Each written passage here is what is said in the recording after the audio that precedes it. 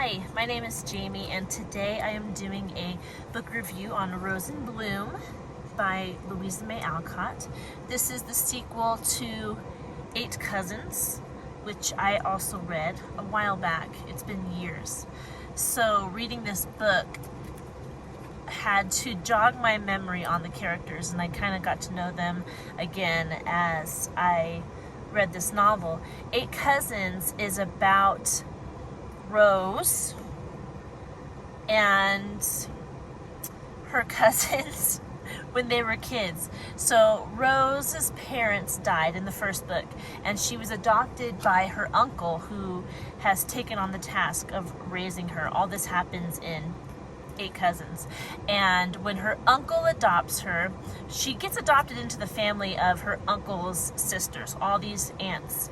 And her cousins are these aunts' kids, and the majority of them are boys. So she grows up with all these boys as her friends, and that is the gist of the first book, 8 Cousins. Rose in Bloom takes place years later when she and her cousins are now adults, and it talks about what they have done in between the books and what they're doing now as adults, and the differences in their relationships now that they are adults.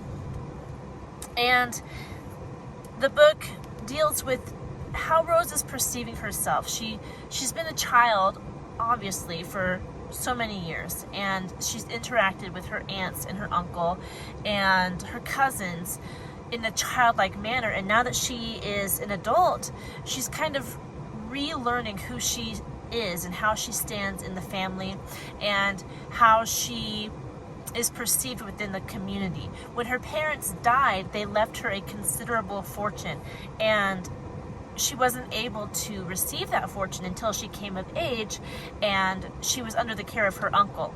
So now that she is of age, she's like, what am I going to do with this fortune? And she's a very tender-hearted girl, very moral, and she has to deal with people being her friend just because she has money, finding out who are her true friends, who are her true family. And it's just a book about growing up and about keeping your head on straight when you have all these options of pleasure and entertainment, and how to go about living in a world where those things abound. And Rose discovered how she was going to live, who she was going to be, and who she was going to love. This is a romance. And the fun part about it for me was there were 2 characters that seemed like contenders for Rose's love. They were like hinted at the beginning of the book, and I immediately picked, the one I wanted her to end up with. And a tragedy happens in the middle of the book. I don't want to give it away because I want you to read this and experience it for yourself. But a character dies quite suddenly, and this character was built up so much in the book and had like such a huge presence in the book that once that character did die, I struggled, and it wasn't even my favorite character. This person was a side character, but it was such a shock that they died that I didn't pick up this book for a few days. And I read every day, and I couldn't return to this book for a few days after that happened because I was just shook. For lack of a better word. I of course cried, and I was just like, oh, And if you're familiar with Louisa Alcott, she's really good at writing in such a way that pulls at your heart. If you're familiar with Little Women, I'm like, come on, you should know the story of Little Women, but just in case you don't, there is a character in Little Women who dies, and it's like you knew it was coming in that book. But Louisa Alcott writes this entire chapter commemorating this character's death. Like, it's happening, and the whole chapter is how everybody is kind of seeing this character off and being with this character while they are dying. And it was kind of the same, it was quicker. The chapter was quicker in Rose in Bloom than the chapter in Little Women, but it was the same feeling. Like, you're like, ugh. Not quite the same. When the character in Little Women died, it was like devastating. Whew. Anyway, if you can't tell already, I love Louisa May Alcott. The first book of hers that I read was Little Women. And then I went through the whole Little Women series. I read Little Men, and then I read Jo's Boys, and I didn't want to stop there, so I read Old Fashioned Girl, which is not in the Little Women series. And then I read 8 Cousins, and I'm reading Rose in Bloom now, and I'm not going to stop here. I'm going to keep on. She has so many works, and I'm going to keep on reading her books because they're so good. Let me tell you, they're so good. She writes with this style where she tells the story, and she tells the story of not just one character, but all these different characters, or how they relate to the main character. And while she's telling you these stories, she's also teaching. She is a very moral author, and the way she writes is she's teaching all these tiny lessons throughout the entire book.